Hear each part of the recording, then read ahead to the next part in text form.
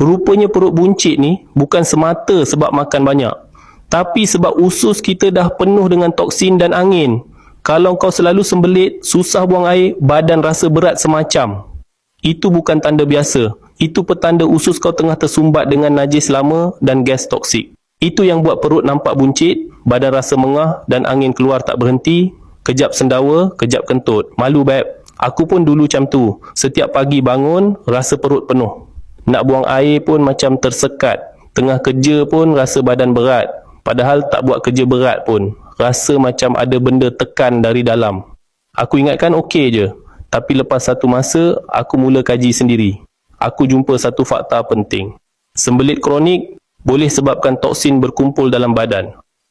Bila usus penuh najis dan angin, sistem penghadaman jadi lemah, badan pun rasa lemau, cepat letih dan kurang tenaga. Lepas tu aku jumpa satu produk herba, nama dia lendir raja. Kandungan dia memang rare.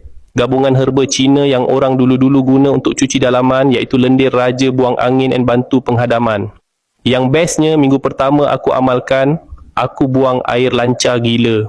Angin keluar pun tak berhenti, sendawa je kejap-kejap tapi perut rasa lega gila.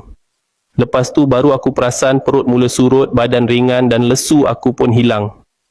Kata ahli terapi herba tu, lendir raja ni bantu.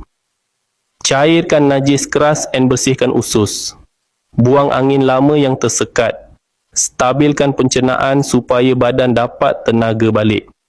Aku bukan promote membuta tuli. Aku share sebab aku sendiri dah lalui. Dan lendir raja ni bantu aku rasa sihat balik tanpa perlu ubat moden, tanpa cirit-birit. Kalau kau tengah alami benda yang sama, perut penuh, badan berat, angin menyucuk dan asyik sendawa, aku sarankan kau cuba sendiri. Klik link back kuning kat video bawah ni, nanti kau akan nampak video testimoni pengguna lain yang pernah sembelit teruk pun dah lega lepas amalkan lendir raja. Kita usaha, Allah yang sembuhkan. Tak salah cuba herba semula jadi. Tekan je back kuning dekat komen.